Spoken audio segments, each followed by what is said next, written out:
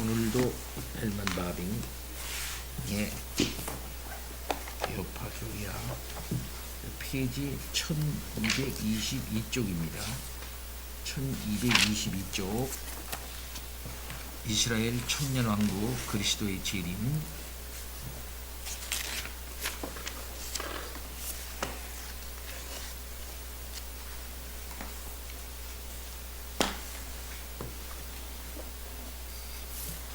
앞부분에서 천년왕국설이 신약성경과 부합하지 않는다는 사실을 대략적으로 살펴보았지만 이를 보다 자세히 살펴볼 필요가 있다.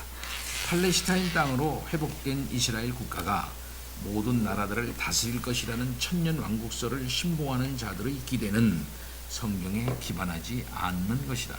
이스라엘 회심이 팔레스타인으로의 귀환에 앞서는가 또는 귀환이 회심에 앞서는가에 따라 천년왕국주의자들이 갈리기는 하지만 시온주의와 유대인들의 귀환을 포함하는 일체의 시나리오는 신약성경이 말하는 종말론과는 아무런 상관이 없다.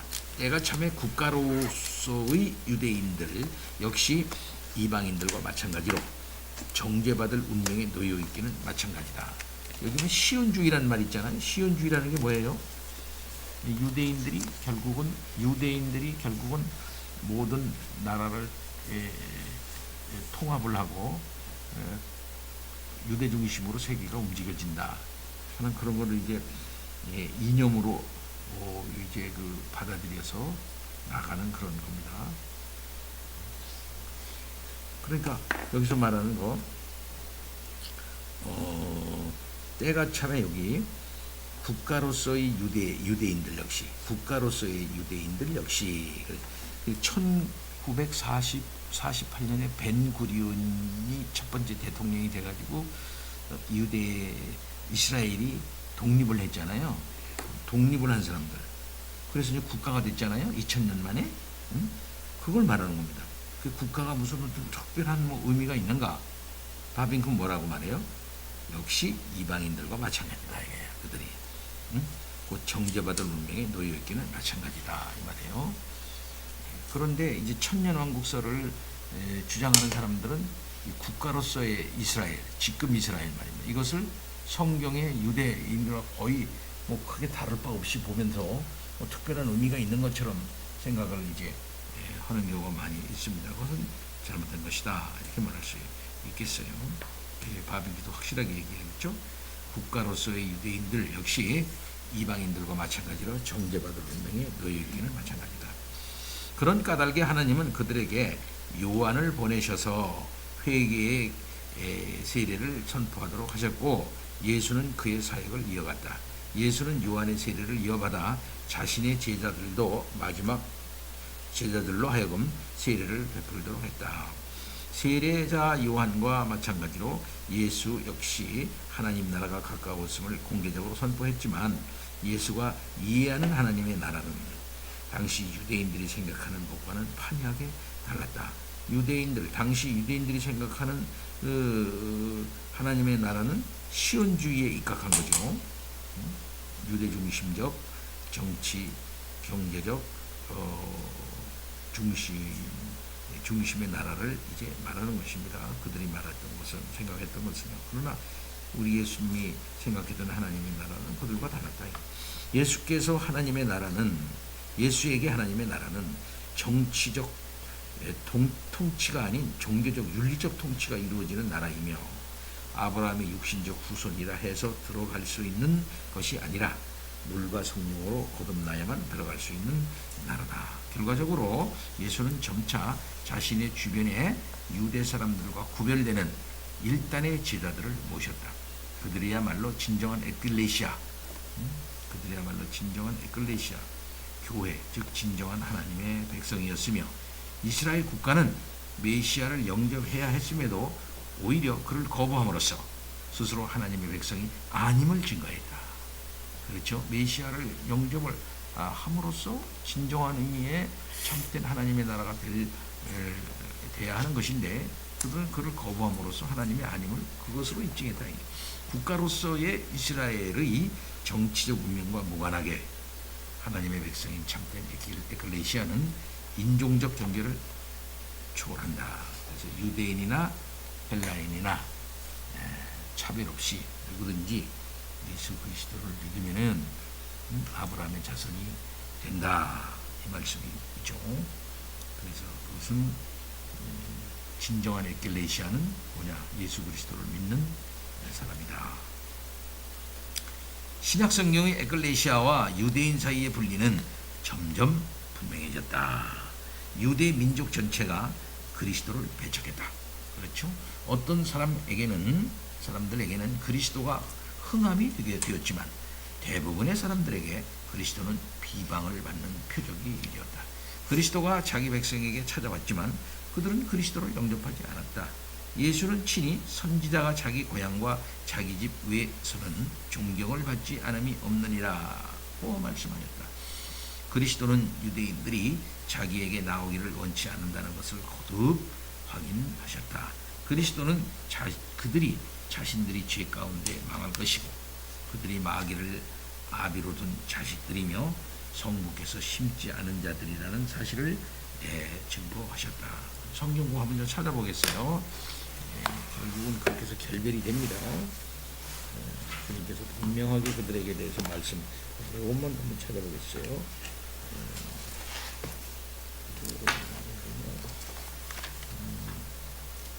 요한복음 8장입니다. 요한복음 8장.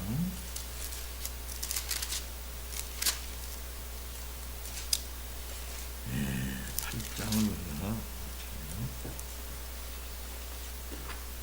8장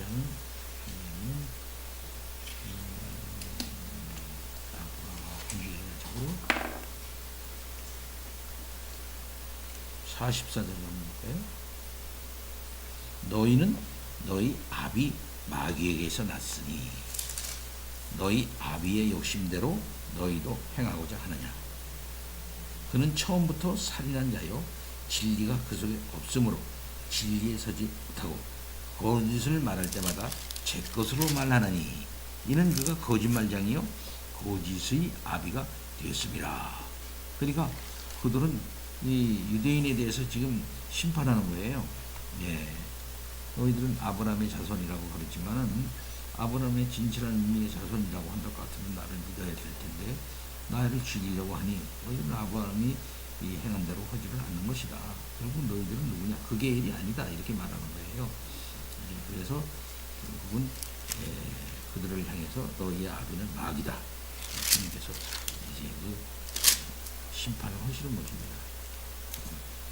그래서 44절, 45절에 내가 진리를 말함으로 진리를 말하면 주님께서 너희가 나를 믿지 아니하는도다. 진리를 말하는데 너희 중에 누가 나를 죄로 책잡겠느냐? 내가 진리를 말하는데도 어찌하여 나를 믿지 아니하느냐? 유대인들에게 말씀합니다.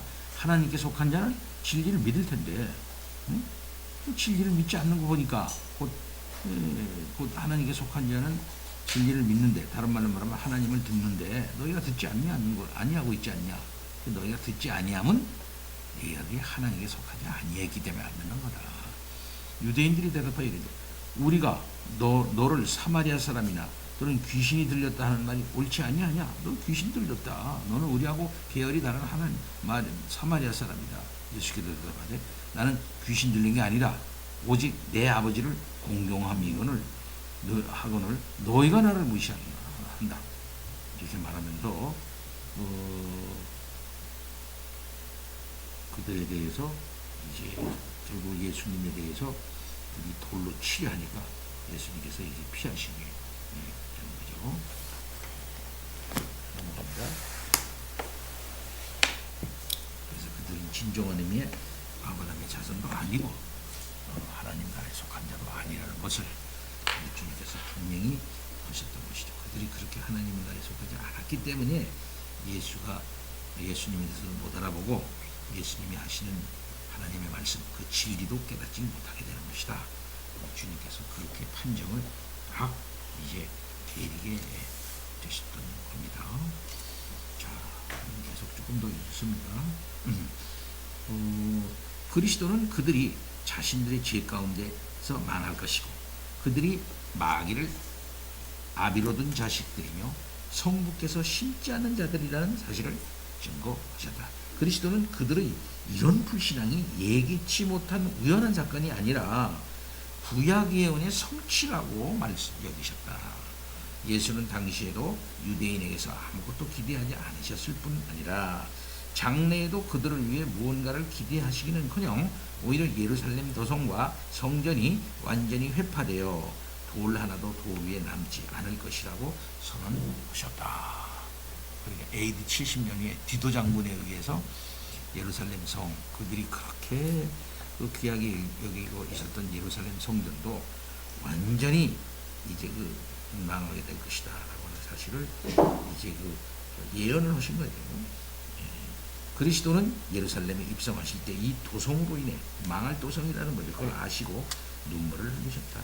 그는 십자가로 나아가시면서 여인들에게 자신들을 위해 울지 말고 이 망할 예루살렘의 백성들을 위해서 울라고 하셨다. 심지어 이스라엘이 거절한 구원을 이방인이 나눠 갖게 될 것이라 하셨다. 하나님의 나라는 이스라엘로부터 취해져서 그 나라의 열매를 맺는 백성에게 주어질 것이다. 결국은 포도원은 다른 농부에게 임대될 것이다. 청함을 받은 자들은 혼인잔치에 오지 않으며, 그렇죠? 잔치는 거리의 사람들로 채워진다. 청함인데 오지 않아. 그러니까 거리의 사람이라도 해서 청함 받지 않은 사람들에도 데리고 와서 내 잔치를 채워라 하고 그렇게 비유의 말씀을 하셨잖아요. 그와 같이 될 것이다. 집을 나간 잃어버린 아들이 큰 아들보다 우선권을 얻는다. 자기가 무슨 따놓은 당상인 것처럼 아버지의 모든 것을 다 이렇게 할 줄 알았는데 그렇지 못하고 나갔다 돌아온 아무런 자격이 없는 아들에게 아들이 돌아왔을 때 잔치를 베풀어주고 금가락지를 주고 기뻐한다 이 말이죠. 그거를 기뻐하지 않죠, 유대인. 이와 유사하게 예수는 많은 사람들이 동서로부터 와서 아브라함, 이삭, 야곱과 함께 하늘나라에 앉을 것이라고 말씀하셨다. 이것도 한번 생각해봅시다. 이것도 중요한 생각 같아요. 마태복음 8장 10절 12절.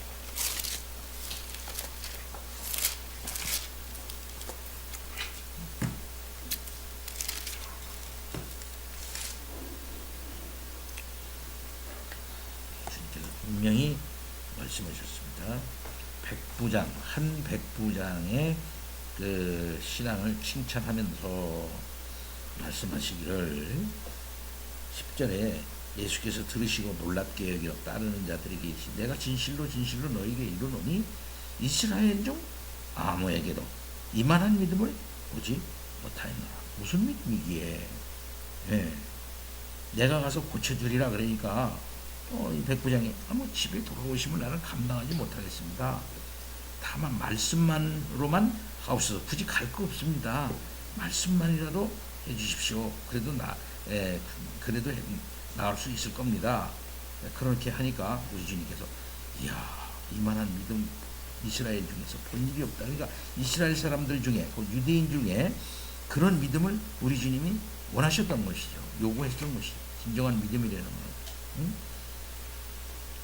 그러면서 거기에 연달아서 말하기를 동서로부터 많은 사람이 이르러 아브라함과 이삭과 야곱과 함께 천국에 앉으려니와. 그 나라의 본 자손은 뭐야? 그 나라의 본 자손은 누구야? 유대인들 말하는 거예요. 바깥 어두운 데 쫓겨나 거기서 울며 이를 갈게 되리라. 주님께서 말씀하셨습니다. 이건 앞으로 있게 될 전개될 구속 역사의 큰 전환을 얘기하고 있죠.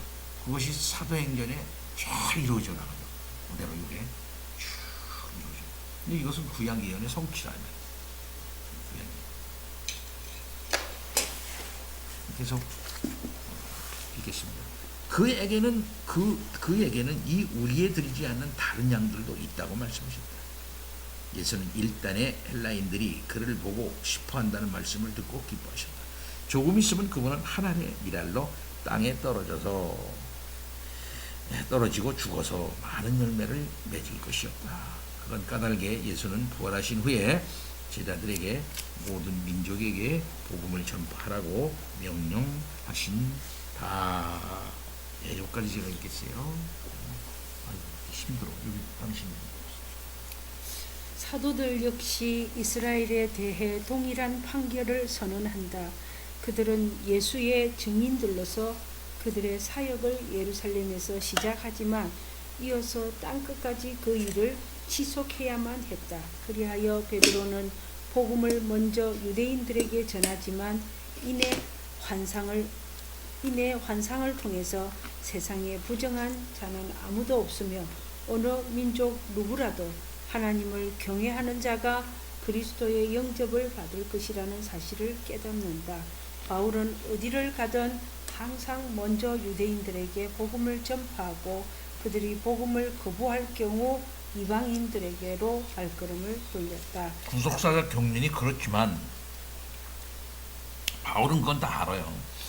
그러나 바울은 먼저 이방인에게 전하지 않고 항상 누구에게 먼저 전합니까?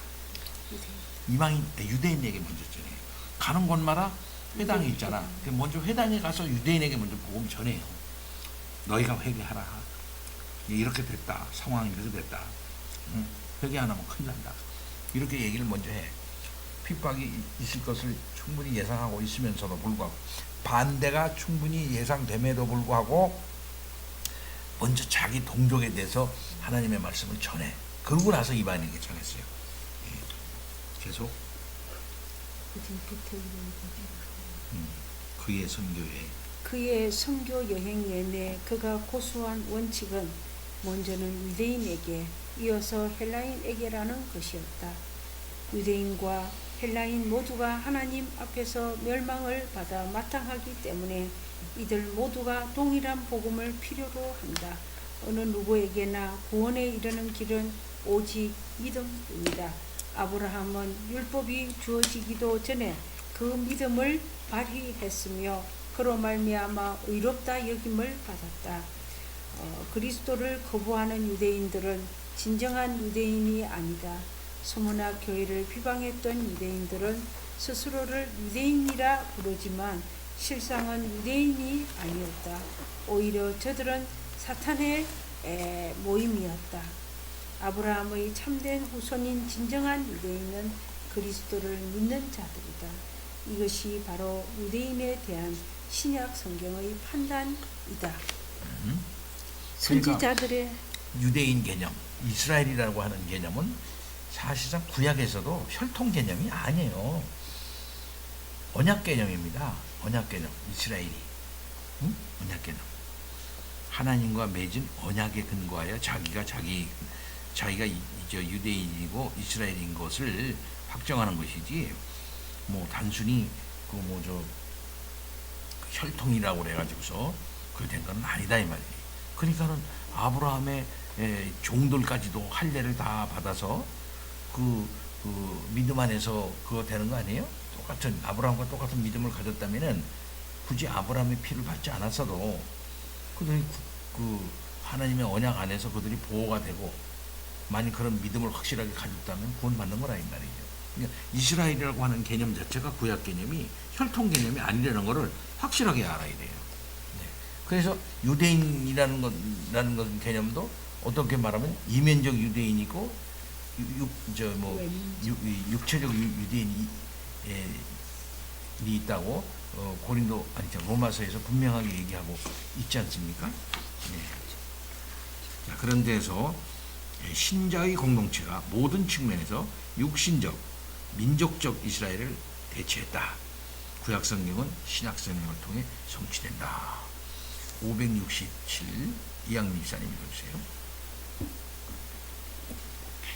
성경에는 이러한 일관된 가르침과 차이를 보이면서 무언가 다른 것을 의미하는 것처럼 보이는 몇몇 구절들이 있다. 첫 번째 구절은 예수가 예루살렘 거민들에게 그들의 거처가 황폐케 될 것이며 그들이 찬송하리로다 주의 이름으로 오시는 이여라고 할 때까지 그를 보지 못하리라고 말씀하시는 마태복음 23장 37절로 39절이다. 사실상 예수는 이 구절을 통해 유대인들이 언젠가는, 즉 그의 재림 때에 그를 알아볼 것이라는 기대를 표현하신다. 하지만 이 구절은 예수의 재림 이전에 벌어질 유대인들의 단체적 회심이나 성전과 예루살렘 도성의 재건에 대해 말하는 것이 결코 아니다. 요 주장하는 사람이 누구예요? 요 주장하는 사람들이 세대주의자들이에요. 세대주의자들은 마지막 날에 주의 재림이 있어지게 될 그때 말이죠. 그때 유대인들이 단체적 회심이 있을 것이라고 얘기하는 거예요. 안 믿는 유대인들이 다 돌아온다는 거죠. 유대인들이 다 돌아온다. 그리고 심지어 예루살렘 성전이 다시 건축된다. 다시. 그리고 그 다시 건축된 성전에서 다시 피해 제사가 다시 이루어진다. 구약처럼. 이렇게 주장해. 요게 세대주의자들의 원래 세대주의자들, 그러니까 아주 오르토독스한 옛날에 그런 그 세대주의자들의 견해, 요즘 좀 변하긴 했어도 원래 세대주의자들의 견해였어요. 그렇다면 지금 교회는 뭐냐 이거지. 교회는 지금 그런 때가 오기 전에 지금 각방에 흩어져 가지고 있는 교회는 뭐냐? 이거는 과로라고 그랬어. 과로 시대. 그래서 교회는 과로 시대다. 요런 시대가 오고 초대교회 이런 시대가 있는데 구약 시대 우리 주님께서 제사가 드려졌다 이렇게 보고 요 제사 요 중간에 있는 교회 요 교회 시대는 과로 시대라 그래요. 과로 시대. 라고 생각을 했어요.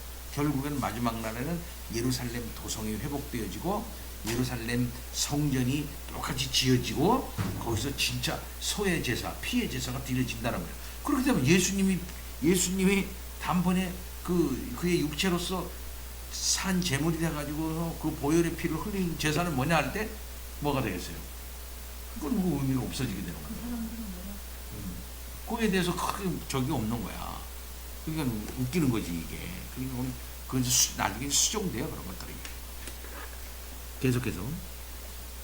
분명한 것은 그때까지 예루살렘이 황폐하게 남아있을 것이라는 사실이다. 여기서 예수는 자신의 재림 이전에 예루살렘이 짓밟히는 일이 끝날 것이라고 말씀하시는 것이 아니다. 오히려 예수는 예루살렘에 대한 심판을 선언하신 후에 곧바로 자신의 재림 전에 그리고 재림 시에 나타날 징조를 말씀하신다. 그리스도가 재림하시기까지는 이방인의 때가 계속된다. 또 만일 신약 성경이 예수의 이중 재림을 가르치는 것으로 본다면 이 구절을 그런 관점에서 해석할 수도 있겠지만 이중 재림이 뭐야? 공중에 재림이 있다가 재림이 있다가 나중에 결정적으로 오신다는 거죠. 그래서 조금만 자세히 살펴보면 신약 성경이 이런 입장을 지지하는 근거를 전혀 제공하지 않는다는 사실이 분명해질 것이다. 그렇죠. 세대주의 비판하는 거예요. 그래서 두 번째 구절은 이방인의 수요가 다 차기까지 예루살렘이 짓밟힐 것이라고 말씀하시는 누가복음 21장 24절이다. 여기서 뭐뭐뭐까지라는 접속사는 이어지는 구절이 묘사하는 기간이 시작됨과 동시에 전과 반대되는 일, 유대인들이 예루살렘을 재건하고 그곳에 거주하는 일이 일어날 것을 암시하는 표현이 아니다. 하지만 설사 그렇다고 하더라도 예수는 예루살렘이 짓밟히는 일이 재림 전에 그칠 것이라고 말씀하시는 것이 절대 아니다. 이 구절 바로 뒤에 그의 재림 이전과 그의 재림 시에 일어날 표적에 대한 논의가 뒤따른다. 세 번째 구절은 베드로가 유대인들에게 회개를 촉구하는 사도행전 3장 19절로 21절이다. 여기서 베드로는 유대인들의 죄가 사해지고 새롭게 되는 때가 주께로부터 이를 것이며 하나님이 유대인들을 위해 세우신 그리스도 예수를 보내실 것이고 하늘은 만물을 회복할 때까지 그 예수를 받아둘 것이라고 말한다. 그러나 여기서 새롭게 되는 때가 유대인들이 돌이키고 만물이 천년왕국에서 본래의 목적에 맞춰 회복됨과 동시에 시작된다거나 이 때가 그리스도의 두 번째 재림시까지 계속된다고 보기는 어렵다. 만물의 보편적 회복의 때를 천년왕국주의자들이 고대하는 자연적 도덕적 관계의 회복으로 이해하는 데는 많은 어려움이 있다. 이 구절에서는 이런 일들이 예수가 하늘에 머무는 기간이 끝날 때에 일어날 것이라고 분명히 말하고 있다. 그때까지 예수는 성부의 보좌 우편에 계실 것이다. 성경은 그리스도의 재림이 단 한 번뿐이라고 말하기 때문에 만물이 회복되는 때가 곧 세상의 종말이다. 더구나 만물의 회복이라는 표현은 천년왕국주의자들이 기대하는 유대국가의 회복을 가리키기에는 너무나 강한 표현이다. 만물의 회복이라는 것은 결국은 모든 피조 세계 전반에 걸친 하나님의 나라가 완전하게 이루어지는 걸 의미하겠죠. 그죠? 이건 단순히 천년왕국을 의미하는 거 아니다 이거죠.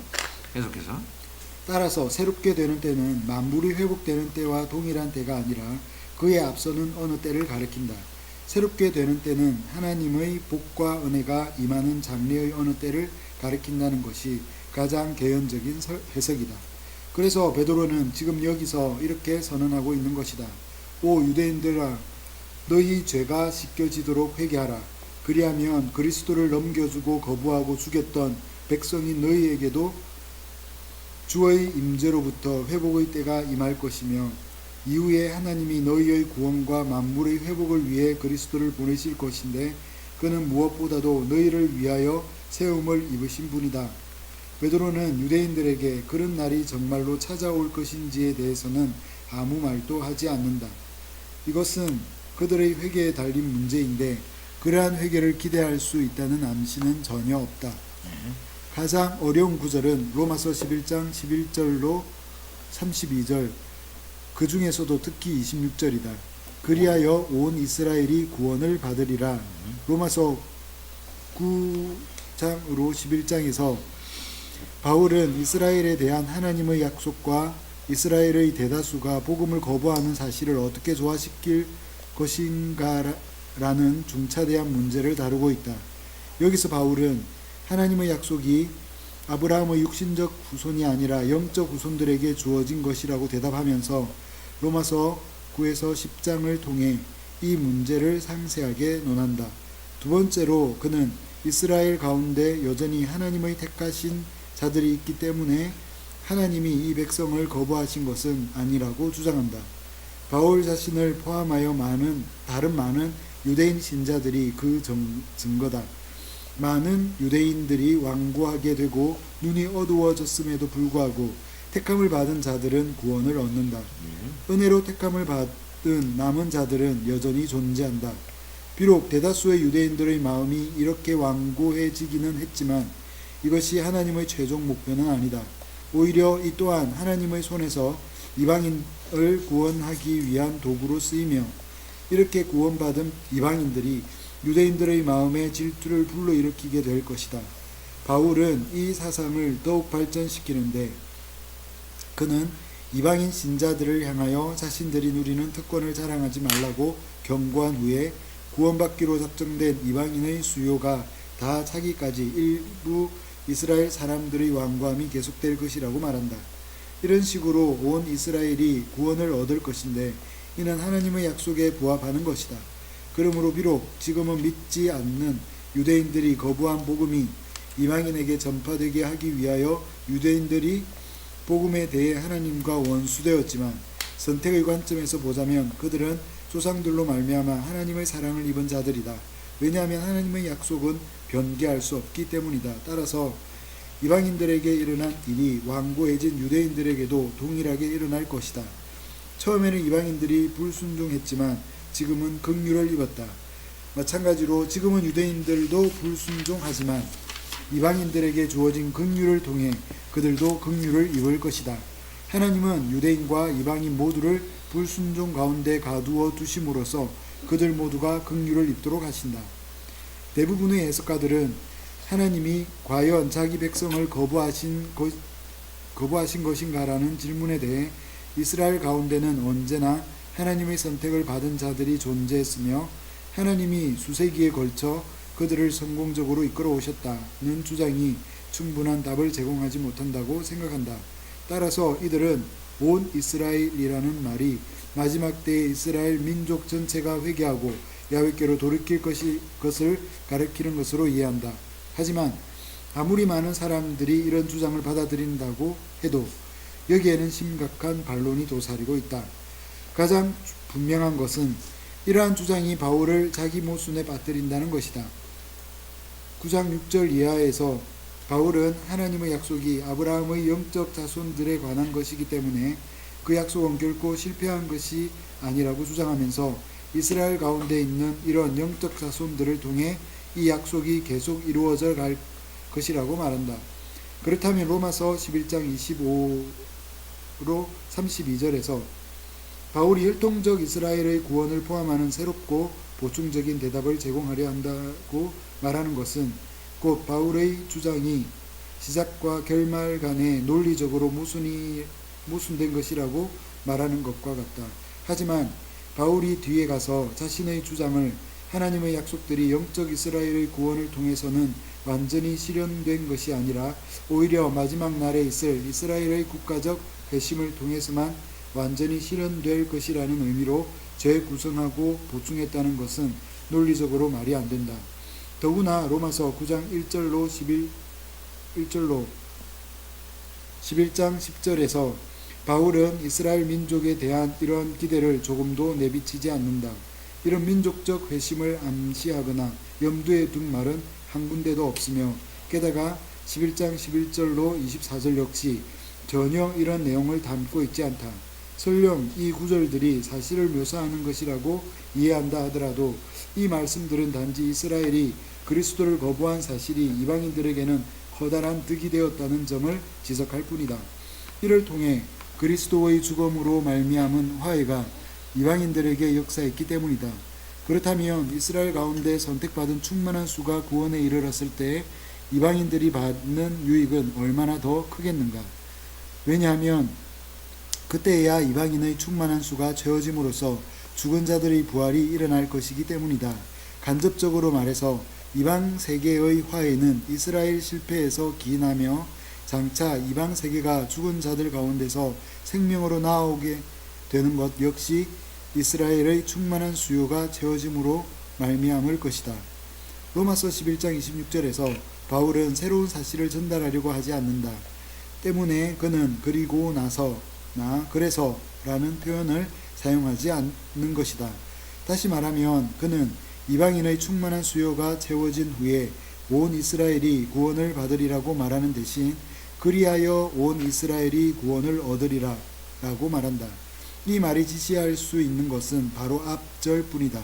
25절에서 바울은 전체 이스라엘이 아닌 이스라엘 중 일부가 우둔하게 된 것이라고 말한다. 이방인 신자들이 자신들만 하나님의 택한 백성이고 이스라엘은 완전히 거부되었다고 생각하지 않도록 바울은 그런 생각이 잘못되었다고 분명하게 말한다. 이스라엘은 거부당한 것이 아니다. 일부 이스라엘 사람들이 우둔해지고 완고해진 것은 신비에 속하는 일이다. 이스라엘 가운데는 항상 은혜로 택감을 입은 남은 자들이 있다. 원 감람나무인 이스라엘의 가지 일부가 떨어져 나갔고 그 자리에 돌 감람나무 가지가 접붙여졌다. 하지만 원 감람나무의 줄기는 그대로 보존되었다. 이방인의 충만한 수요가 채워지면 이스라엘의 충만한 수요 역시 채워진다. 이스라엘은 그런 식으로 구원을 얻는다. 바울은 자신이 다른 곳에서 말했던 것처럼 여기서도 이방인들이 성도들과 함께 후사와 시민이 되었으며 함께 하나님 나라의 권속이 되었다고 말한다. 이 세대의 끝이 오기까지 하나님은 결코 자신의 옛 백성을 완전히 거절하지 않으신다. 하나님은 언제나 이스라엘 가운데 일부를 이방 세계의 일부와 함께 그리스도를 믿는 믿음 안으로 불러들이신다. 유대인들뿐 아니라 이방인들도 이처럼 구원을 얻는 것과는 전혀 다른 운명에 처해지는 것이 마땅하다. 하지만 하나님은 긍휼이 풍성하시다. 이는 참으로 위대한 신비다. 그리하여 하나님은 열방에서 자신의 택한 자를 부르실 뿐 아니라 자신을 거부한 유대인 민족에게도 택한 자를 부르신다. 그분은 모든 사람들에게 긍휼을 베푸시고자 모든 이들을 불순종에 가두어 두셨다. 이러한 하나님의 신비가 사도를 흥분시켰으며 그로 하여금 하나님의 지혜와 지식의 깊이에 담복하고 그것을 더욱 악모하게 했다. 따라서 11장 26절의 온 이스라엘은 천년왕국주의자들이 주장하는 것처럼 마지막 때에 집단으로 돌이키게 될 이스라엘 민족을 가리키는 것이 아니다. 또한 이는 유대인들과 이방인들이 함께 있는 교회를 가리키는 것도 아니다. 그것은 수세기에 걸쳐 이스라엘로부터 돌이킬 충만한 수를 가리킨다. 이스라엘에서 뿐만 아니라 이방인들로부터도 충만한 수가 돌이킬 것이며 바로 그 충만한 수가 온 이스라엘이 될 것이다. 전체 교회 안에서 온 인류가 구원을 받는 것처럼 이 충만한 수 안에서 온 이스라엘이 구원을 받는다. 그럼 결론적으로 보기. 결론적으로 바울이 종말에 있을 이스라엘의 민족적인 회심을 기대했다 하더라도 그가 유대인의 팔레스타인 귀환이나 예루살렘 성전의 재건, 그리스도의 가시적 통치 같은 것들에 대해서 일절 언급하지 않는다는 사실을 주목할 필요가 있다. 바울이 염두에 두고 있는 미래에는 그런 것들이 들어설 자리가 없다. 아주 난제를 잘 설명해 주고 있어요. 그렇다면 온 이스라엘이라는 건 뭘 말하는 거예요? 온 이스라엘이라는 것은 나라로서의 이스라엘, 나라로서의 이스라엘이 돌아온다. 그것도 아니고, 그렇죠? 또 그다음에 유대인들 중에 택한 자들만 의미하는 것도 아니고, 그렇죠? 유대인들 중에 택한 자들이 돌아온다. 온 이스라엘 그것도 아니고, 온 이스라엘이라는 건 결국 뭐냐면은 결국 하나님이 택하신 온 백성들, 하나님의 온 백성들. 그러니까 뭐냐면은 유대인들 중에서 결국 택한 자들, 그 다음에는 또 이방인 중에서 택한 자들, 그 전체가 온 이스라엘이다. 이렇게 얘기하고 있는 거예요. 이게 우리 견해입니다. 개혁적인 이게요. 근데 원래 이제 유대인들이 예수님을 회방했다고 반대했다고 해서 전체 이스라엘이 전체 유대인들이 반대한 거 아니죠. 첫째로 말한다고 하면 제자들은 다 거의 처음에 뭡니까? 다 유대인들이었어요. 유대인들. 그렇죠. 구원은 유대인에게서 남인이라 그랬다 이 말이죠. 그러니까는 그게 원가지야. 그 원가지는 혈통적 유대인으로 되는 게 아니고 택함으로 되는 거란 말이야. 그리고 택함으로 되는 선택된 이스라엘이 원래 있었던 거예요. 이렇게. 그렇죠? 이들이 거부된 게 아니에요. 그렇죠? 원래 여기 있다가 가지들이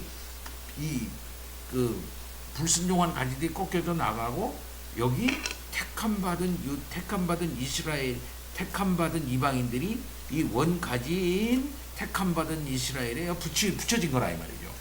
이렇게 그렇게 함으로써 이 전체가 온 이스라엘이 된다 이 말이에요.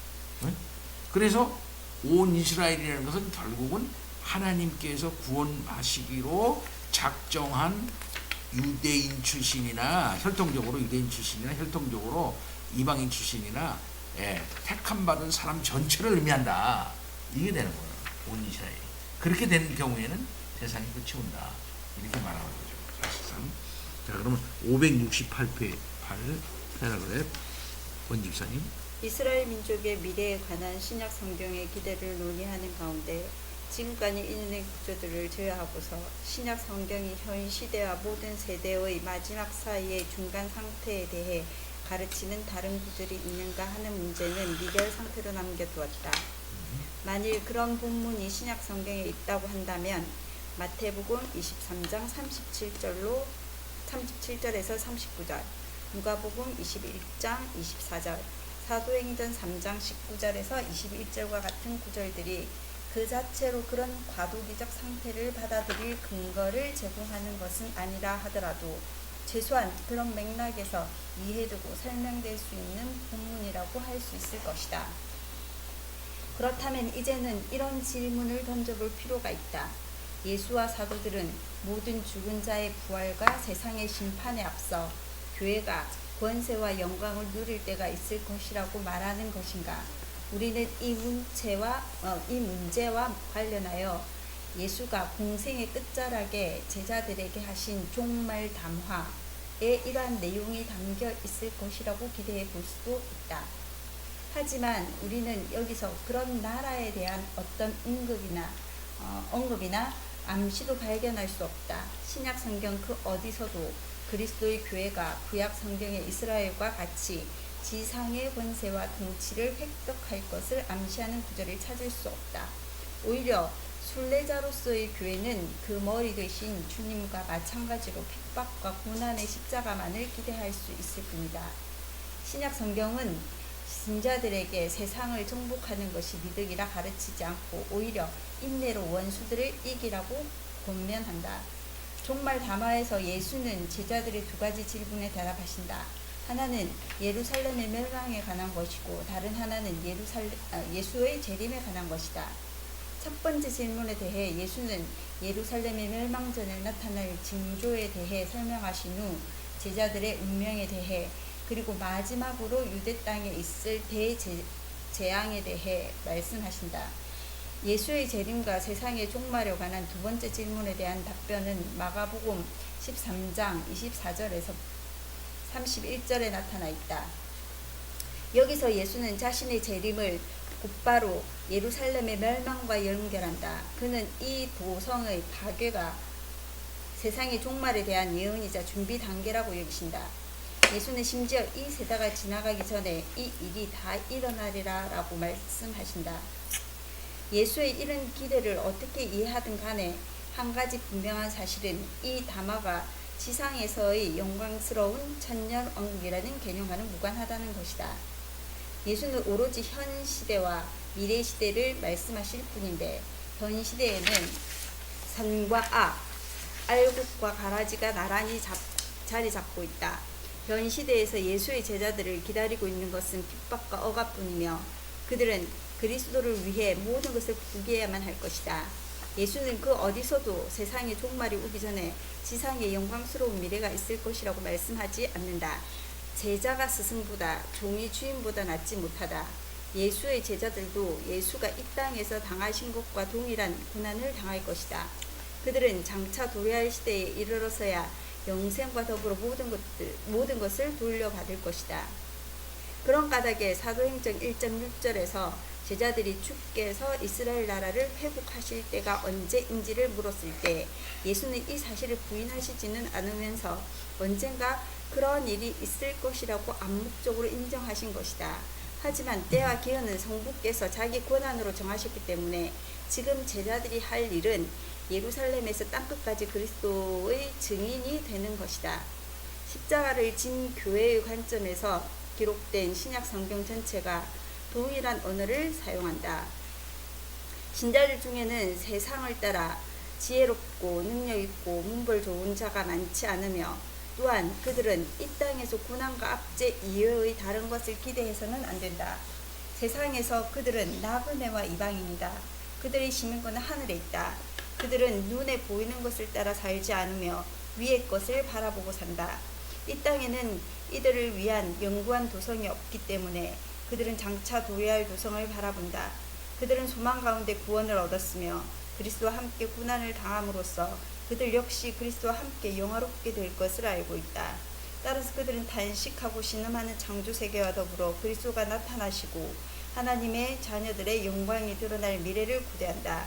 그들은 현재의 고난과는 비교할 수 없는 영광을 기다린다. 신약성경 그 어디에도 그리스도의 교회가 이 땅의 권세와 통치를 다시 회복할 것이라는 인상을 주는 대목은 없다.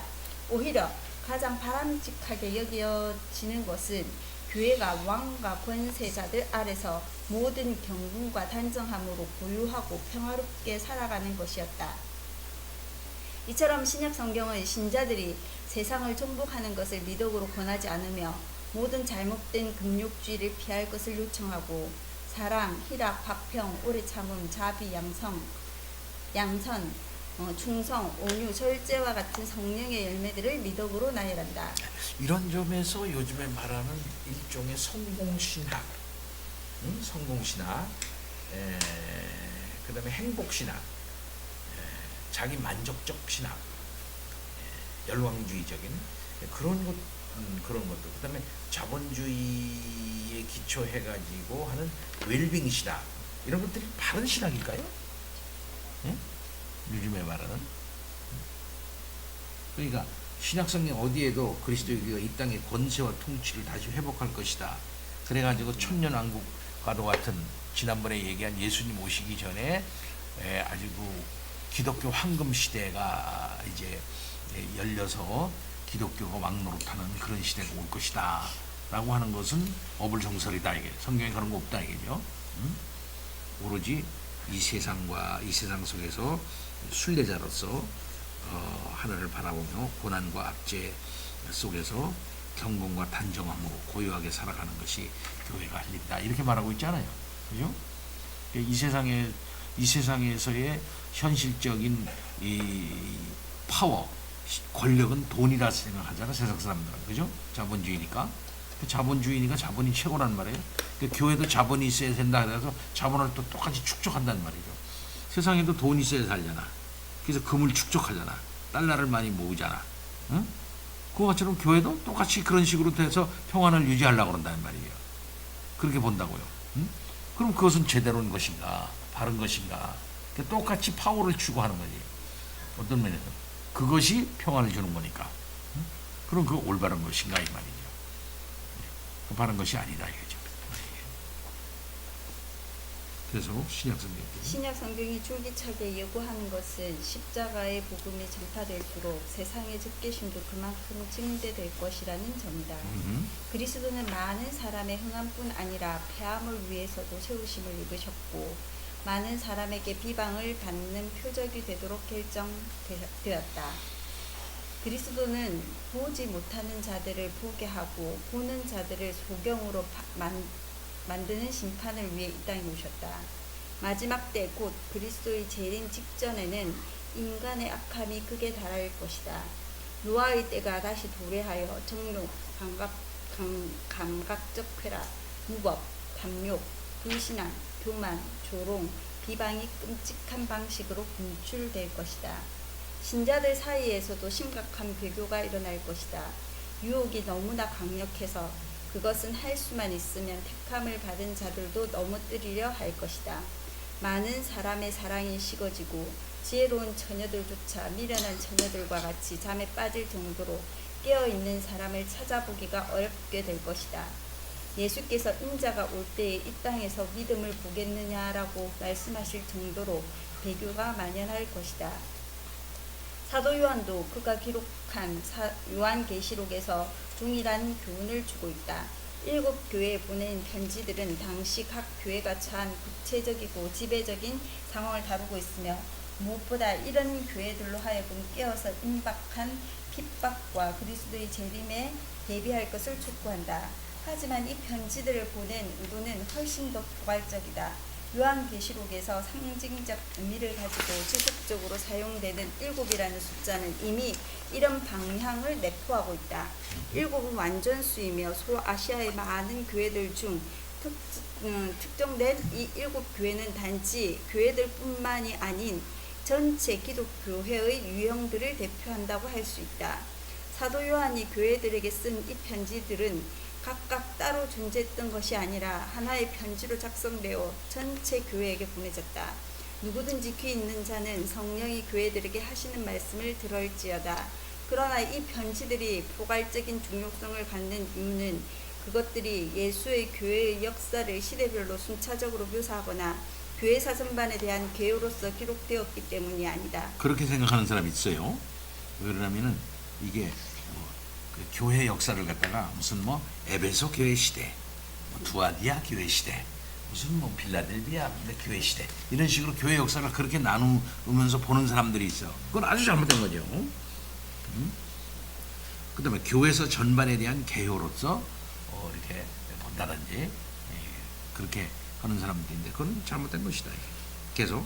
오히려 이 편지들은 당시 교회의 상태는 물론 그리스도의 전체 교회에 반복적으로 등장하고 특히 종말에 드러나게 될 교회의 상태를 묘사하고 있다. 그렇죠. 이 편지들은 한결같이 임박한 핍박과 그리스도의 재림을 염두에 두고 기록된 것이다.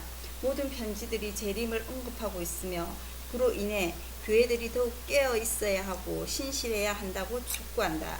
이 편지들은 갈수록 세속화되어 가는 기독교회를 향하여 처음 사랑을 회복하고 무감과 무정함에서 깨어나고 장차 얻게 될 면류관을 바라보면서 싸움에 대비하고 심지어 죽음까지 각오하는 변함없는 신실함과 충성으로 끝까지 견딜 것을 촉구하고 있다. 이게 목적이야. 이게 요한계시록의 목적이 바로 여기에 있다. 이렇게 말할 수가 있겠어요. 요한은 독자들에게 이 땅과 하늘에서 일어날 일들을 번갈아 가면서 이야기한다. 하늘에서는 모든 것이 이미 정해지고 결정되었다. 영광과 존귀가 이미 하나님과 어린 양에게 귀속되었다. 싸움도 이미 승리로 끝났다. 순교자들의 영혼은 이미 흰옷을 입고 그들의 수요가 채워질 때를 기다린다. 여기서 요한은 보좌 앞에 선 구속함을 받은 전체 무리를 미리 내다본다. 성도들의 기도를 하나님이 이미 들으셨다. 음흠. 인침을 받은 14만 4천 명의 사람들이 하늘로 취함을 입었다. 그들은 모든 구속받은 자들의 첫 열매로서 다른 성도들보다 먼저 하나님과 어린 양께 속하고 짐승과 그의 형상에 대해 이미 승리를 얻었다. 속함을 입은 전체 무리가 이미 하나님께 영광을 돌린다. 어린 양의 혼인잔치가 이미 이르렀기 때문이다. 따라서 이 땅의 교회는 하나님이 마지막 때에 세상에 행하실 심판을 두려워할 필요가 없다. 이스라엘 자손의 모든 지파 가운데서 14만 4천 명에 이르는 하나님의 종들이 보증으로서 미리 인침을 받았다. 이미 뭡니까? 이미 교회가 승리해가지고 하늘에 영광을 받고 있다 이거예요. 그리고 먼저 올라간 순교자들과 먼저 돌아가신 그 성도들이 이미 하늘에 올라가서 하나님께 영광 돌리고 있다 이거지. 승리의 교회야 이미. 그러니까 하늘에 있는 교회나 땅 아래에 있는 교회나 같은 교회라는 거예요. 그러니까 땅 아래에 있는 교회는 땅 위에 있는 교회를 바라보고 힘을 내라. 너희는 승리의 교회다. 이렇게 말하고 있는 거죠. 그리고 이미 승리는 정해졌다. 이게 말하는 거예요. 그러니까 아까 얘기한 것처럼 소아시아 7교회 이런 좋지 않은 모습 다 그만두고 진실되고 참고 견디고 재림의 때를 기다려라. 예? 세상의 모든 악한 마귀의 역사, 짐승의 바다로부터 올라오는 짐승, 땅으로부터 올라오는 짐승, 바벨론, 음녀, 이사벨, 바벨론 이건 망했다 말이에요. 걱정하지 말아라, 참고 잘 견뎌라. 이걸 얘기하고 있는 것이다. 이 말씀이죠. 계속. 기독교회는 그리스도로 말미암아 사탄에게 핍박을 받겠지만 광야에서 피할 곳을 찾는다. 원칙적으로 싸움은 이미 결판 났고 패배한 사탄이 이 땅에 머물 시간은 이제 얼마 남지 않았다. 사탄은 무적행으로부터 짐승을 불러올리고 그에게 권세와 영광을 준다.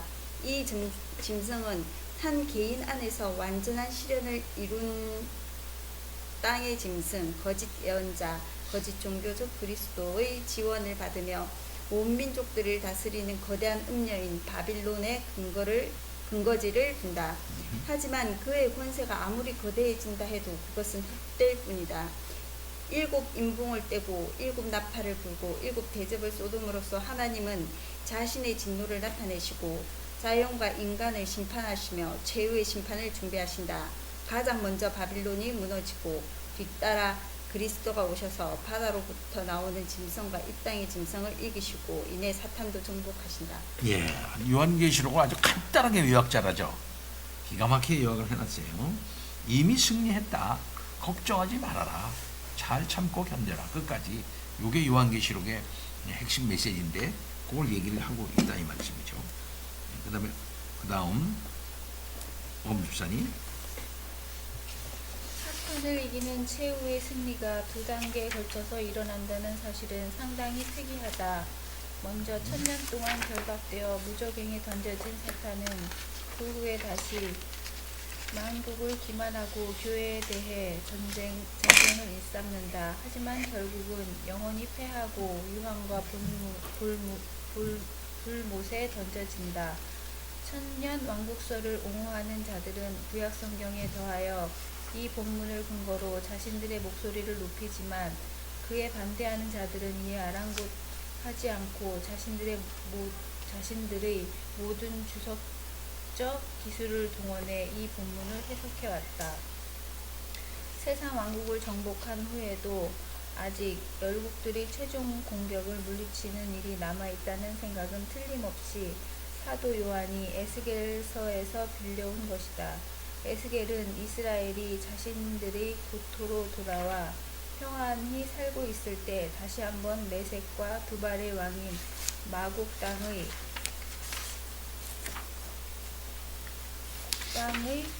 곡이 이스라엘을 공격할 것이라고 말한다. 하지만 하나님이 친히 진노 가운데 이 나라들을 이스라엘의 산에서 멸하심으로써 이 공격은 끝이 난다. 이제 주의 날을 선포했던 구약성경의 예언자들은 하나님이 이스라엘을 둘러싼 역사상의 열국들 뿐만이 아니라 먼 이방의 나라들까지 심판하실 것이라고 지적한다. 예언이 갖는 기대는 이중적이다. 먼저 이스라엘을 둘러싼 열국들에 대한 하나님 백성의 승리를 예견한 이후에 그때까지 세계 역사의 무대에 아직 나타나지 않은 나라들에 대한 승리를 예견한다. 이런 이중적 기대는 묵시 문학과 신약 성경에 그대로 이어진다. 물론 첫 번째 기대가 전면에 자리 잡고 있다. 그리스도의 나타나심은 적그리스도의 세력을 일깨워 움직이게 한다. 예수는 그리스도와 그의 나라를 대적하는 거짓 예언자들과 거짓 그리스도에 대한 그리스도에 대해 말씀하신다. 데살로니가 후서 2장에서 바울은 먼저 배교가 일어나고 불법의 사람이 등장한 후에야 그리스도의 날이 도래할 것이라고 말한다. 그리스도를 방해하는 무언가가 있는데 불법의 비밀이 이미 역사하고 있다. 요한계시록은 적그리스도의 세력이 바다로부터 올라온 짐승으로 구체화되었으며 그 머리는 특정한 황제를 가리키는 것으로 보는데 이와 병행하여 이 땅의 짐승으로 구체화된 적그리스도의 세력은 사람들을 미혹해 이 세상 제국과 황제를 숭배하도록 하는 거짓 예언자다. 요한계시록에는 땅으로부터 올라온 짐승이 있고 바다로부터 올라온 짐승이 있어서 두 가지가 합해지면서 그 전체적인 그 바벨론의 그걸 이루면서 이제 그 적그리스도적 역할을 하는 거를 이제 말하는 거거든요. 근데 여기 바다로부터 올라온 짐승은 뭐라고 말해요? 로마 제국. 그 다음에 또 뭡니까? 땅으로부터 올라온 짐승은 거짓 숭배하는 거짓 예언자, 거짓 예언자죠. 그러니까는 종교적인 거짓, 그 다음에 정치적인 거짓, 이 두 가지로 이루어져 있단 말입니다. 근데 그것이 다 거꾸로일 거란 말이죠. 계속 요한은 자신의 서신에서 이처럼 그리스도를 적대하는 세력을 적그리스도라 부르며 그리스도가 육체로 오신 것을 부인하는 자들에게서 적그리스도의 본질이 구체화된 것으로 본다. 성경은 적그리스도를 다양하게 묘사하고 있기 때문에 적그리스도라는 표현을 대할 때 배타적으로 한 인물이나 특정 그룹, 로마 제국, 네로, 유대인들, 무함마드, 교황, 나폴레옹 등으로 생각하기보다는 그 자체의 역사를 갖고서 다양한 시대에 다양한 모습으로 등장하며 마침내 일반적인 배교로 드러나고 거짓 교회를 이용하는 세계적인 제국 내에서 구체화되고 이 제국의 머리를 신격화함으로써 스스로 신성화하는 세력을 가리키는 것으로 생각해야 한다. 예. 이렇게 적그리스도의 세력이 절정에 이르렀을 때 그리스도가 나타나 그를 멸망시키실 것이다. 하지만 이것이 최종적인 승리는 아니다. 그 본성상 적그리스도의 원리는 복음을 알고서도 의식적이고 의도적으로 그것을 거부하는 나라들 안에서 발휘된다. 예수가 복음이 모든 민족들에게 다 전파된 후에야 끝이 오리라고 하신 것도 이런 이유에서다. 이 말은 곧 기독교가 모든 민족들의 주류 종교가 되는 날이 온다거나 모든 사람이 기독교를 알게 된다는 뜻이 아니라 복음이 마침내 모든 민족에게 전파될 것이라는 뜻이다. 하지만 이런 사실이 복음이 땅끝까지 전파되는 방법이나 한계를 규정하는 것은 아니다. 요한계시록 20장은 바로 이런 실제를 반영하고 있다. 여기에는 사탄이 1000년 동안 결박되고 그 기간 동안 순교자들이 그리스도와 더불어 왕노릇한다는 표현이 등장하는데 이 때문에 많은 사람들은 이 본문이 부인할 수 없는 분명한 언어로 천년 왕국에 대해 가르친다고 생각해왔다. 하지만 요한계시록 20장에 대한 이런 해석은 묵시문학의 유비에는 부합할지 몰라도 성경의 유비에는 부합하지 않는다.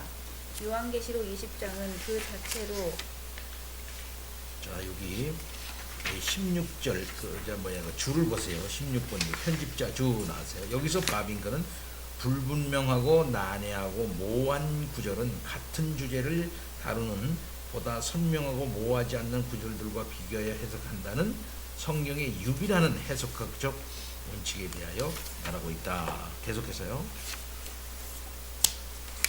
요한계시록 20장. 요한계시록 20장은 그 자체로 천년왕국 신앙의 본질에 속하는 그 어떤 것도 포함하고 있지 않다. 왜 그런가? 이 장은 유대인들의 귀환과 회심, 예루살렘의 재건, 성전과 성전 예배의 회복, 세상의 새로운 시작에 대해 일절 언급하지 않는다. 죽었던 그리스도인들이 다시 일어나 예루살렘에서 살 것이라는 것은 전혀 찾아볼 수 없다. 여기 세대주의의 견해예요.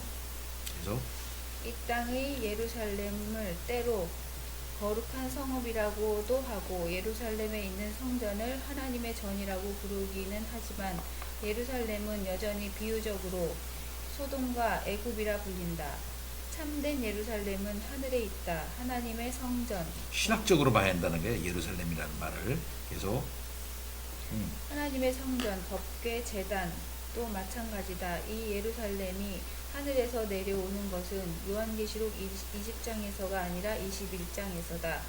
분명한 사실은 큰 환란 중에도 신실하게 남아있는 신자들이 살아서 왕노릇하는 일이 지상이 아니라 하늘에서 이루어진다는 점이다. 이 일이 이 땅에서 이루어진다는 말은 어디서도 찾아볼 수 없다. 요한은 사탄을 결박한 천사가 하늘로부터 내려오는 것을 보았다. 그가 본 보좌는 하늘에 자리한 보좌다. 다른 구절들에서와 마찬가지로 순교자들의 영혼은 하늘에 자리하고 있다. 그리스도는 이미 지상에서 이 신자들을 왕으로 또한 하나님을 섬기는 제사장으로 세우셨다. 그들은 하늘에서와 같이 언젠가는 땅에서도 그렇게 될 것을 기대하는데 단 이런 기대는 위로부터 내려오는 새 예루살렘에서만 성취된다. 그제서야 그들은 영원히 왕노릇할 것이다. 하지만 지금 하늘에서의 왕노릇은 1000년 동안만 지속되는 일시적인 것이다. 마지막으로 이중부활, 천년 왕국 이전과 이후에 두 번에 걸쳐 이루어지는 육체적 부활은 성경에서도 사도 요한에게도 전혀 낯선 것이다. 성경에는 죄로부터의 영적 부활에 대한 언급이 있을 뿐이다. 죽은 자들로부터의 부활이라는 표현은 그리스도의 부활과 같은 개인적 부활을 가리키거나 신자들의 부활만을 가리킨다. 하지만 이 경우 죽은 자들로부터의 부활이 천년왕국을 통한 죽은 자들로부터의 보편적 부활과 시기적으로 구분되는 것은 결코 아니다. 부활이 이제 두 번으로 이루어져 있다 이렇게 생각하거든요. 그 사람들은요. 그러나 뭡니까? 부활 한 번 예수 재림이 한 번으로 확 부활하고 만다 이거죠. 그래서 신자의 부활은 그리스도의 재림과 동시에 일어나며 곧이어 종말과 함께 왕국을 아버지께 돌려드리는 일이 뒤따른다. 곧이요 그랬다면 곧이요. 응? 곧이요. 신자의 부활은 그리스도의 재림과 함께 동시에 일어나고 곧이요 그 왕국을 하나님께 돌리는 일이 잇따른다 이 말이죠. 이제 하나님의 모든 원수들은 사라졌고 마지막 원수인 사망은 멸망했다. 심지어 요한계시록 20장도 이중부활을 가르치는 것은 아니다. 요한이 여기서 언급하는 순교자들의 영혼은 6장 9절에 나오는 순교자들의 영혼과 동일한데 6장에서는 육신의 부활을 언급하지 않는다. 하지만 요한은 더 나아가 환란을 견딘 신자들의 영혼이 살아서 즉시로 그리스도와 함께 천년 동안 다스릴 것이라고 다시 일으킴을 받았다거나 부활했다거나 생명 가운데로 들어갔다는 것이 아니라 말할 뿐만 아니다. 옆에 그리스도와 함께 천국으로 다칠 것이라고 말할 뿐만 아니라 나머지 죽임을 당한 자들에 대해서도 언급한다. 이런 모든 사실들은 요한이 하늘에서 본 영혼들의 주인인 신자들은 어떤 의미에서 죽은 자들 가운데 있지만 그럼에도 여전히 살아서 다스린다는 것을 가정하고 있다. 지금까지 논의된 것을 살펴보면 천년왕국 이전의 육체적 부활에 대한 주장과 정반대의 결론이 도출된다는 것을 감지할 수 있을 것이다. 여기서 첫 번째 부활은 천년왕국 이전의 육체적 부활을 말하는 것이 아니라 끝까지 신실하게 믿음을 지킨 신자들이 그리스도와 더불어 하늘에서 살아 왕노릇하는 것을 가리킨다. 요한의 편지를 받은 신자들은 머지않아 환란을 대면할 것인데 그들은 구원이 마지막 때에만 경험될 수 있다고 생각해서는 안 된다. 전혀 그렇지 않다. 지금 이후 주 안에서 죽은 자들은 복이 있도다. 이들은 즉시 수고를 그치고 안식을 얻는다. 그들은 죽음과 동시에 면류관을 받을 것이며 죽음 이후에 그리스도와 더불어 살아서 하늘에서 왕노로 탈 것이다. 그래서 이들은 담대하게 다가올 환란을 대면한다. 생명의 면류관이 그들을 기다리고 있다. 요한계시록 20장 4절로 5절에서 요한은 자신이 앞에서 7 교회들에 했던 말을 간략히 되풀이한다.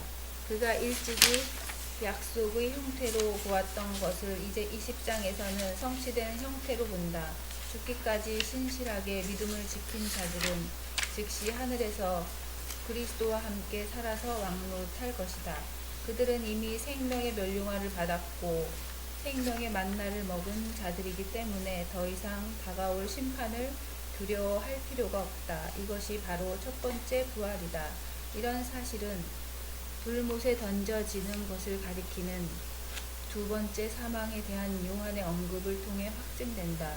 이기는 자는 둘째 사망의 해를 받지 아니하리라. 둘째 사망은 최후의 심판으로 말미암는 사망을 가리킨다. 마지막까지 견딘 자들에게는 즉시 면류관이 주어진다. 첫 번째 사망이 이들의 몸에 역사한다는 것은 사실이지만 두 번째 사망은 이들을 건드리지도 못한다. 예, 우선 이제 그 계시록 20장에 대한 그 무천년설적 해설이에요. 요거에 대해서 우리가 또 좀 자세히 공부를 해야 됩니다. 지금까지 비판한 것은 역사적 전천년설을 이제 비판한 거예요. 앞에 부분에서는 세대주의적 전천년설을 비판한 거고, 그 후에 이제 첫째 부활, 둘째 부활, 첫째 사망, 둘째 사망. 이거는 역사적 전천년설을 이제 비판한 그런 내용입니다. 자, 그 다음에 570페이지, 570페이지짜리. 여기서 우리는 요한계시록 19장에 이어지는 20장에서 환상이 나타난 장소가 시간적 순서와는 아무런 상관이 없다는 사실을 주목할 필요가 있다. 일반적으로 말하자면 글은 실제로는 동시에 일어나는 일이라고 해도 그림과는 달리 연속적인 사건들로 기술할 수밖에 없다. 성경도 예외는 아니다. 실제로는 함께 일어나는 일들임에도 순차적으로 서술되는 경우가 많다. 예언서들을 보면 동시에 일어났거나 일어날 일들을 연속적으로 기술하거나 또는 전혀 다른 순서로 기술하기도 한다. 우리가 계속 살펴본 것처럼 요한계시록의 서술은 더더욱 그렇다. 7 교회에 보낸 편지들에서 순차적으로 주어진 교회적 상황들에 대한 묘사가 실제 순서를 반영하는 것이 아니라 7인, 7나팔, 7 대접 역시 순차적으로 등장하는 것이 아니라 동시에 이루어지는 것으로서 각 항목은 마지막 때, 즉 적그리스도의 세력이 최후의 사투를 벌이는 때로 우리를 인도한다. 따라서 요한계시록 20장이 기술하는 내용을 이전 장들에서 일어난 사건들과 시간적으로 병행하는 것으로 가정한다 해도 이의를 제기할 수 없다. 우리는 요한이 세상 왕국을 언급할 때 그가 구체적으로 로마 제국을 염두에 두었다는 사실을 인식할 필요가 있다. 다니엘서가 안티오코스 에피파네스를 들어 하나님과 그의 백성을 향한 적대감이 의인화된 것으로 간주하는 것처럼 요한은 당시의 로마 제국으로부터 세상 왕국을 묘사하기 위해 필요한 특징들을 취한다. 지금까지 기록된 모든 것이 우리를 교훈하기 위한 것임은 틀림없는 사실이지만 그럼에도 요한계시록은 1차적으로 그 당시의 환란 중에 있는 교회를 위로하기 위한 책이며 그들을 위해 예비된 면류관을 증거함으로써 교회로 하여금 끝까지 싸우도록 촉구하고 격려하기 위한 것이다. 무엇보다도 요한계시록을 읽음에 있어서 가장 중요한 것은 그 1차적인 의미예요. 1차적인 의미. 그러니까 여기서 말하는 것은 1차적으로 그 당시 환란 중에 있는 교회를 위로하기 위한 책이다. 어떤 예언의 도표가 아니다. 예언의 도표. 시간적으로 예언이 예언을 해주면서 이런 일이 정말 종말론 사건이 이런적으로 일어나는 거니까 거기에 대비하라 하는 그게 아니고 지금 환난 중에 있는 교회를 위로하기 위해서 지금 너희들의 교회는 천상에 있는 교회와 같은 교회로서 이미 승리한 교회다. 너희들은 완전히 좀 승리한 교회 편에 속해 있다. 그러니까 참고 잘 견뎌라.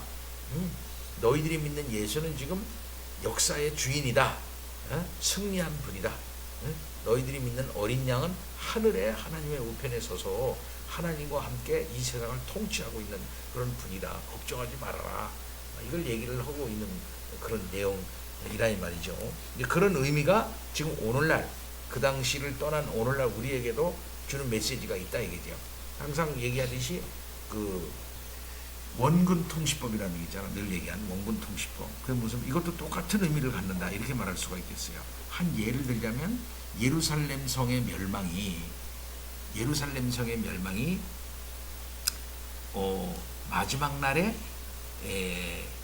마지막 날 세계의 멸망을 예고하고 있다 그래요. 예고하고 있는 거 보는 거거든요. 그러니까 이중적 의미가 있다면 예언의 이중적 의미. 또 말하면 여리고성의 함락이 결국 세상의 마지막 심판을 의미한다고 볼 수가 있는 거거든요. 그 당시의 의미와 그것이 가지고 있는 어떤 그 예언적 신학적 의미가 있다 이 말이죠. 이렇게 동시에 예루살렘 성의 멸망과 바벨론에 의해서 예루살렘이 멸망당하잖아요. 그것은 또 이 땅에 있는 마지막 날에 거짓된 종교가 멸망한다는 것을 의미하는 것이라고도 할 수가 있는 거거든요. 그러니까 이런 원근 그 당시 1차적인 의미, 그 다음에 그것이 가지고 있는 어떤 큰 의미, 그것과 이제 연결된다 이렇게 말할 수가 있다 이 말입니다. 다윗 왕국 그러면 다윗 왕국만을 의미하는 것이 아니라 마지막 날에 올라온 예수 그리스도의 왕국을 그 다윗 왕국이 이렇게 그 가시적으로 묘사하고 있는 거거든요. 이렇게 이런 의미를 이제 찾을 수 있다는 것입니다. 그런 차원에서 볼 때 요한계시록은 그 당시에도 충분한 의미가 있지만 그들에게 위로가 되는 책이기도 하지만 오고 오는 모든 종말에 살아나가고 있는 초림과 재림을 살아나가고 있는 성도들에게 끝까지 잘 견뎌라. 주님은 이미 승리하신 주님이시다 라고 하는 메시지를 주고 있다 이 말이에요. 똑같이 계속해서 설사 요한이 개인적으로 로마 제국이 수년 내에 그리스도의 나타나심으로 말미암아 멸망할 것이라고, 다시 말해 그리스도가 로마 제국을 파멸시키기 위해 수년 내에 오실 것이라고 실제로 믿었다 해도 그것은 예언의 정신에 위배되는 괴이한 일은 아닐 것이다. 우리에게 중요한 것은 요한의 개인적 견해가 아니라 그를 통한 예언의 말씀이다.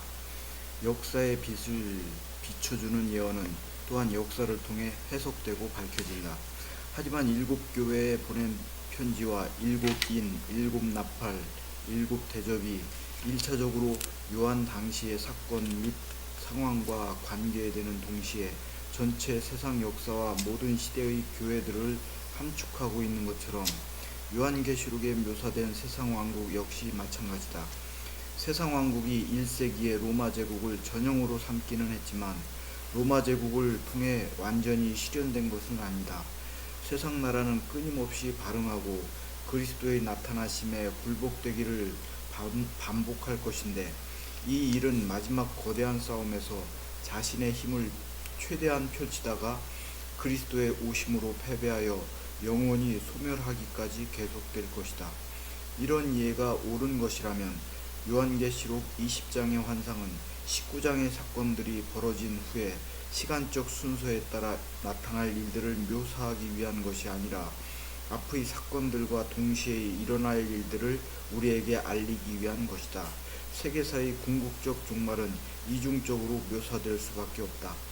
한편으로는 역사적으로 기독교가 왕성하게 활동했던 국가들의 종말이 있는가 하면 다른 한편으로는 요한계시록 20장 8절에 기록된 것처럼 땅의 사방에 속하여서 역사의 중심에서 배제된 채 살아가는 야만 민족들의 종말이 있을 것이다. 사탄은 계속해서 교회를 공격하고서도 패퇴하자 이제는 다른 장소에서 새로운 수단을 강구한다. 먼저 그는 하늘에서 쫓겨나고 다음으로 지상에서 그리스도를 대항하는 세상 왕국을 일으킨 후에 마지막으로 전 세계로부터 야만스러운 민족들을 불러 모아 그리스도를 대항하는 최후의 일전을 준비한다. 하지만 이런 모든 묘사는 시간의 추이를 나타내는 것이 아니라 논리적이고 영적인 의미를 내포하는 것이다. 지금도 그러고 있죠. 계속 하고 있는 거예요. 지금도 하는 짓이 이거예요. 계속. 오늘날 일반적 받아들여지는 것처럼 천년은 상징적인 개념이다. 그것은 이날의 신실한 남은 자들이 압제와 핍박을 당하는 기간인 몇 날과 대비될 뿐 아니라 영원히 지속될 성취된 영광과도 대비되는 말이다.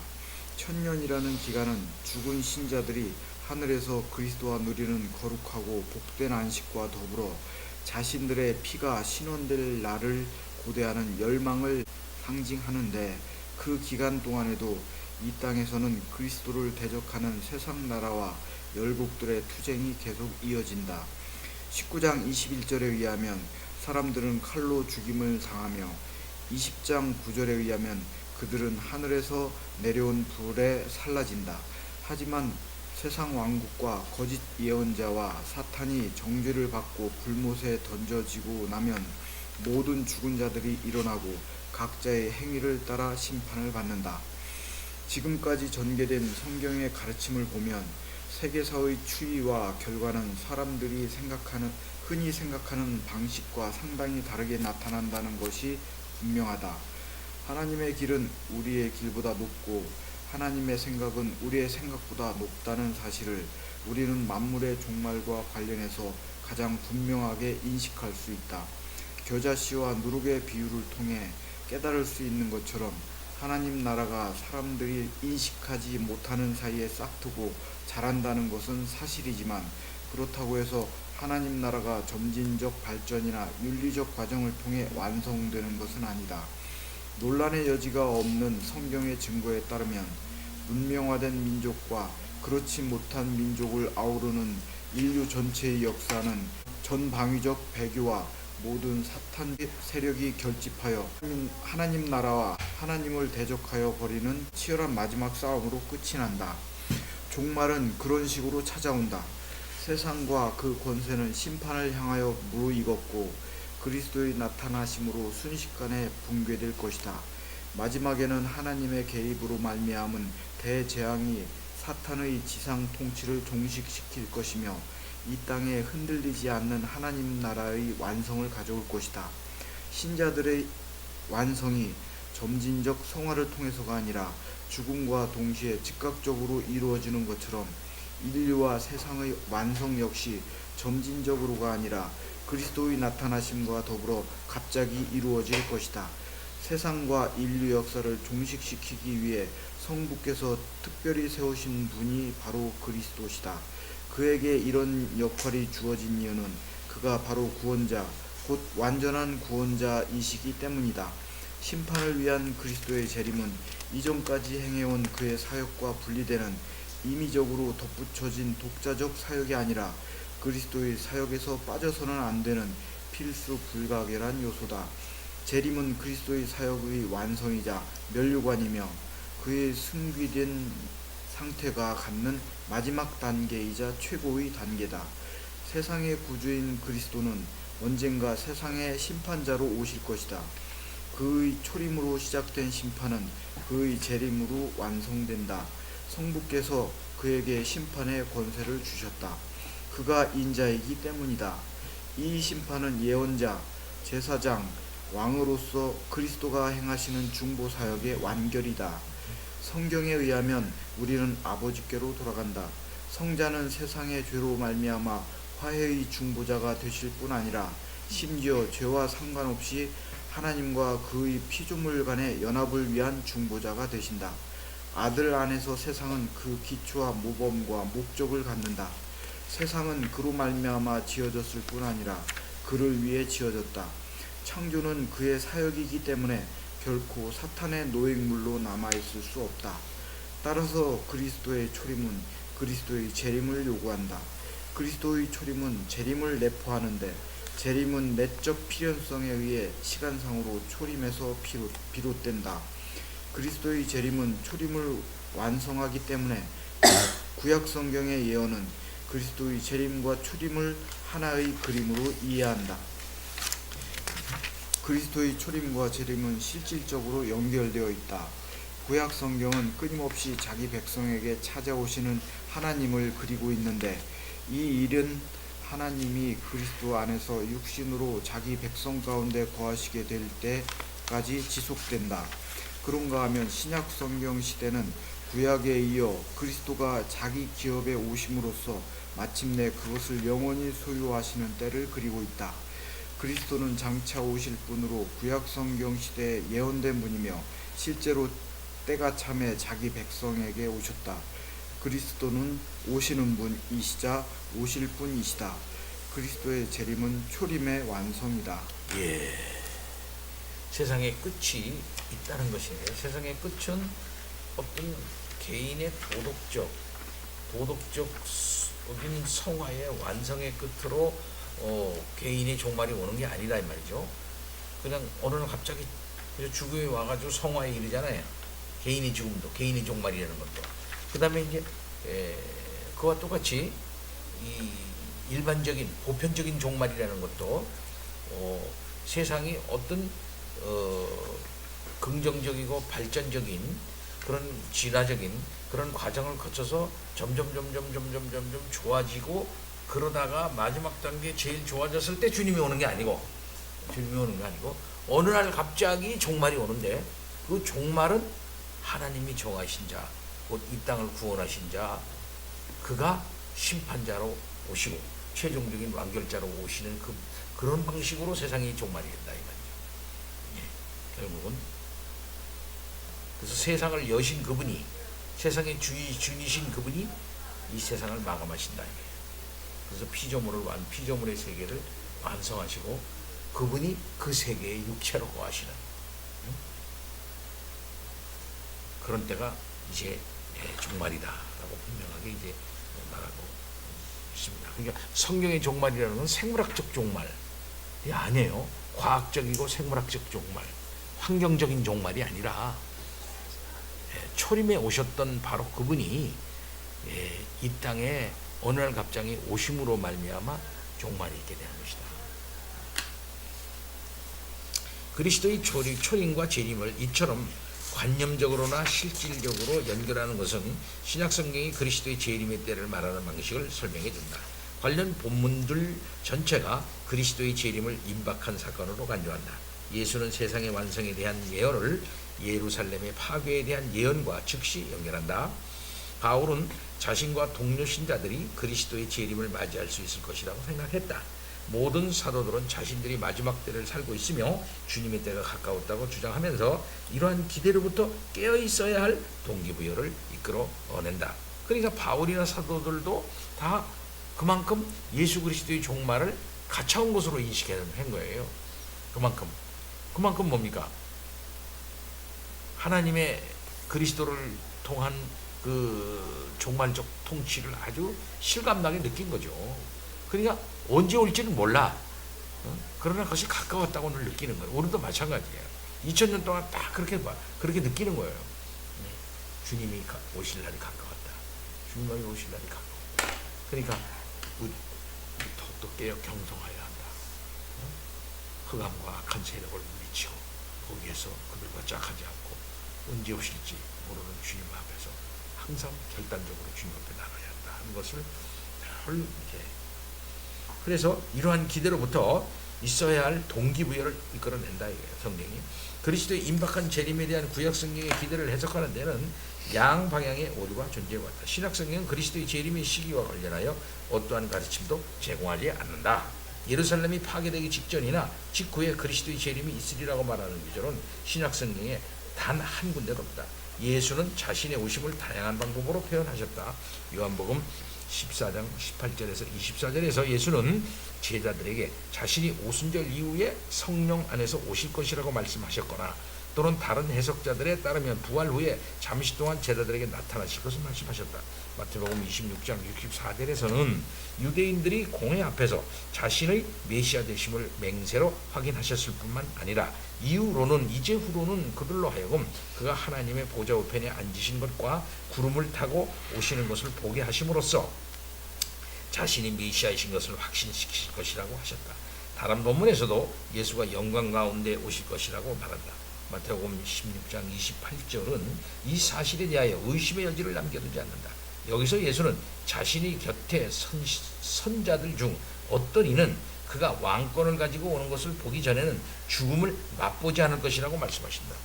그리스도는 부활과 승천을 통해 성부에 의해 머리와 왕과 주로 임명되셨으며 그때 이후로 자신의 왕국이 이 땅에 세워지고 확장됨에 따라 끊임없이 왕적 권위를 가지고 오시기 때문에 마태복음 16장 23절, 마가복음 9장 1절, 누가복음 9장 27절 같은 구절들은 많은 사람들이 하나님의 나라를 보기 전에 또는 그 나라가 권능으로 임하는 것을 보기 전에는 죽음을 맛보지 않을 것이라고 말하는 것으로 이해할 수 있다. 이 세대가 지나가기 전에 이 일이 다 일어나리라 라고 하신 예수님의 말씀이 설명을 확인해 준다. 이 세대라고 하는 말은 유대 민족을 가리키는 것이 아니라 의심할 여지 없이 당시 세대를 가리키는 것이다. 반면에 이 일은 예수님의 재림 자체를 포함한다기보다는 재림에 앞서 재림을 선언하는 표적들을 가리킨다고 볼 수 있다. 따라서 예수는 자신의 재림이 그 당시 시대가 가기 전에 일어날 것이라고 말씀하시는 것이 아니다. 그가 말씀하시는 것은 예루살렘의 파괴와 그의 수반하는 사건들을 통해 드러나는 표적과 징조들이 중요하죠. 예루살렘의 파괴와 그와 이에 수반하는 사건들을 통해 드러나는 표적과 징조들이 당시 세대에도 나타나기 시작하리라는 것이다. 예수는 천지가 없어질지언정 자신의 말은 어느 하나도 헛되이 드러나는 것이 없을 것이라고 말씀하실 만큼 이 사실을 확신하셨다. 예수가 이 말씀을 하신 것은 제자들에게 재림의 명확한 때를 알려주시기 위한 것이 아니라 그들로 하여금 깨어있도록 촉구하기 위함이었다. 시대의 징조를 분별하는 것은 예수의 제자들이 수행해야 할 의미였지만 그리스도의 재림의 정확한 때를 계산하는 것은 제자들이 해야 할 일도 아니고 할 수 있는 일도 아니었다. 예수는 제자들이 시대를 분별할 수 있도록 장차 일어날 일들을 조명해 주실 필요가 있었고 또 실제로 그렇게 하셨다. 예수 이전의 예언자들과 그의 뒤를 이은 사도들이 담당했던 일도 동일한 것이었다. 재림의 시간표를 아는 것은 제자도의 책무가 아니다. 예수는 예루살렘이 파괴되고 나서 얼마만큼의 시간이 지난 후에 재림이 일어날지를 말씀하지 않는다. 깨어있으라는 경고는 어느 시대가 무의미함을 말해준다. 예언이 항상 그랬던 것처럼 예수는 당시 사건들을 통해 종말이 임박했음을 선언하셨다. 이런 예수의 모범을 따라 사도들은 이단과 속임수, 환난과 심판들, 예루살렘의 멸망과 로마 제국의 등장과 같은 사건들을 통해 그리스도의 재림의 전조들과 그에 대한 예언의 초기 성취를 우리에게 보여준다. 모든 신자들은 항상 그리스도의 재림이 임박한 것처럼 살아야 한다. 재림이 가까웠다고 말하는 것은 그리스도의 재림의 확실성을 달리 표현한 것뿐이다. 요거는 재림이 가까웠다고 말하는 것은 그리스도의 재림의 확실성을 달리 표현한 것뿐이다. 하지만 동일한 이유로 그리스도의 재림의 정확한 때를 계산하는 것은 그리스도인에게 합당하지 않다. 결국 예수는 의도적으로 이 문제를 전혀 불확실한 상태로 남겨두신 것이다. 불확실한 상태로 남겨뒀다 이 말이죠. 그리스도의 재림은 밤에 도둑이 들은 것처럼 예기치 못한 때에 갑작스럽게 닥치는 놀라운 사건일 것이다. 세상의 끝이 오기 전에 많은 일이 일어날 것이다. 먼저 복음이 세상에 전파되어야 한다.